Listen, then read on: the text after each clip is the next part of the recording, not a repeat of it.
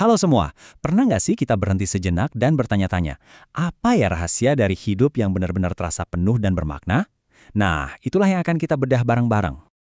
Jadi pertanyaannya simpel tapi dalam banget nih.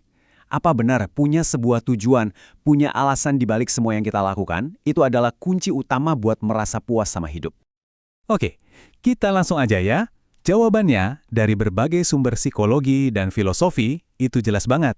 Iya, punya tujuan hidup itu memang jadi pendorong utama buat ngerasain kepuasan. Ini bukan cuma kata-kata manis, tapi emang pola yang kelihatan di mana-mana. Eits, tapi tunggu dulu. Nggak sesimpel itu. Ternyata, sekedar punya tujuan aja nggak ngejamin kita bakal bahagia. Justru, jenis tujuannya, datangnya dari mana tujuan itu, itulah yang jadi penentu segalanya. Nah ini nih, yang menarik buat kita kupas lebih dalam. Oke, kita mulai dari yang paling dasar dulu ya. Kenapa sih punya tujuan hidup itu dampaknya bisa sekuat itu buat kita? Coba deh bayangin, tujuan hidup itu kayak toolkit atau seperangkat alat serbaguna. Pertama, dia jadi kompas yang ngasih kita arah pas kita lagi bingung di persimpangan jalan. Terus, dia juga jadi semacam bahan bakar yang ngasih motivasi buat kita maju dan belajar terus. Pas lagi susah-susahnya, dia ngebangun ketangguhan biar kita nggak gampang nyerah.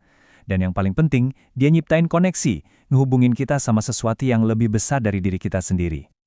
Ini relate banget sama apa yang dialami psikiater Viktor Frankl. Dia ini selamat dari kamp konsentrasi loh. Dan dia ngelihat sendiri orang-orang yang punya alasan buat hidup, yang punya tujuan, itu yang paling kuat bertahan di kondisi paling parah sekalipun. Ini nunjukin kalau nyari makna itu emang udah jadi dorongan dasar manusia. Jadi, intinya gini, pas apa yang kita lakuin itu sejalan sama apa yang kita percaya, kita bakal ngerasa damai dan otentik. Nggak ada lagi tuh perang batin antara apa yang harus kulakukan sama siapa aku sebenarnya. Tujuan hidup yang pas itu bisa ngilangin konflik internal itu. Nah, sekarang kita masuk ke bagian yang paling krusial. Kenapa ya kadang ada orang yang kelihatannya punya tujuan besar, ngejar ini itu, tapi kok kayaknya hampa? Yuk kita bongkar jebakan pemenuhan diri ini. Lihat deh perbedaannya. Jelas banget kan? Tujuan yang otentik itu datangnya dari dalam, dari nilai-nilai pribadi kita, dari keinginan buat tumbuh. Sebaliknya, tujuan yang salah sasaran itu didorong sama hal-hal dari luar. Entah itu nyari pujian, ngejar duit, atau nurutin omongan orang. Beda banget antara menjadi sesuatu sama sekedar kelihatan seperti sesuatu. Coba deh, jujur sama diri sendiri. Pernah nggak sih udah capek-capek ngejar sesuatu, pas dapet rasanya malah hampa, kosong gitu. Nah kalau pernah, bisa jadi itu tanda kalau tujuan yang kamu kejar itu nggak benar-benar nyambung sama diri kamu yang asli. Itulah gejalanya. Oke. Jadi kalau jenis tujuan itu penting banget. Terus gimana dong cara nemuin tujuan yang benar-benar bikin puas?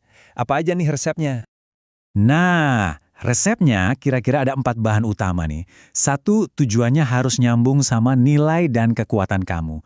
2, harus ada tantangan yang bikin kamu tumbuh. 3, harus bikin kamu terhubung sama orang lain atau misi yang lebih besar. Dan yang terakhir, dan ini penting, tujuannya harus fleksibel, bisa berevolusi seiring waktu. Karena kan kita juga berubah. Konsep ini keren banget dijelasin sama orang Jepan lewat istilah Ikigai.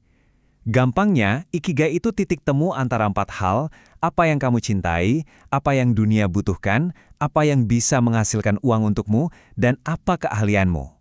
Kalau udah ketemu titik manisnya itu, nah itulah pemenuhan diri yang utuh.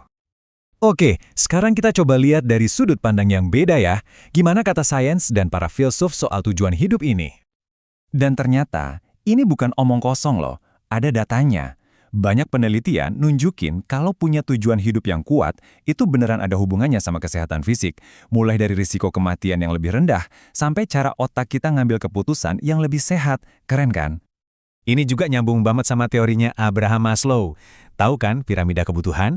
Nah, di puncaknya itu ada aktualisasi diri, yaitu kondisi di mana kita jadi versi terbaik dari diri kita. Dan menurut Maslow, cara kesananya ya lewat ngejar tujuan yang pas sama bakat dan nilai-nilai kita.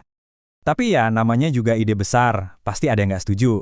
Filsuf kayak Hobbes mikir kalau ngejar kepuasan diri itu bisa jadi tindakan yang egois. Terus ada juga Freud yang bilang, mungkin kita nggak akan pernah bisa benar-benar puas karena ada konflik di alam bawah sadar kita. Jadi penting juga buat kita tahu ada sudut pandang lain. Oke, sebagai penutup, mari kita coba lihat lagi konsep tujuan hidup ini dengan cara yang baru. Sering banget kita salah kaprah. Kita mikir tujuan hidup itu kayak garis finish. Begitu nyampe, ya udah selesai. Padahal sama sekali bukan gitu. Jadi gini, jangan anggap tujuan hidup itu kayak peta yang udah ada rutenya. Anggaplah dia itu sebagai kompas. Kompas kan nggak ngasih tahu jalan mana yang harus diambil, tapi dia selalu nunjuk ke arah yang benar, ke utara kita. Nah, tujuan hidup yang otentik itu kayak gitu. Dia dinamis, dia ikut tumbuh dan berubah bareng kita.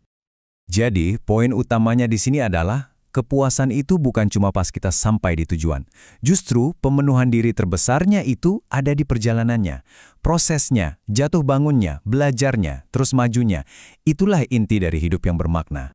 Nah, buat penutup, aku mau ninggalin satu pertanyaan buat kamu renungin. Kalau tujuan hidupmu itu adalah kompas, kira-kira sekarang dia lagi nunjuk ke arah mana? Ingat, perjalanannya itulah hadiahnya.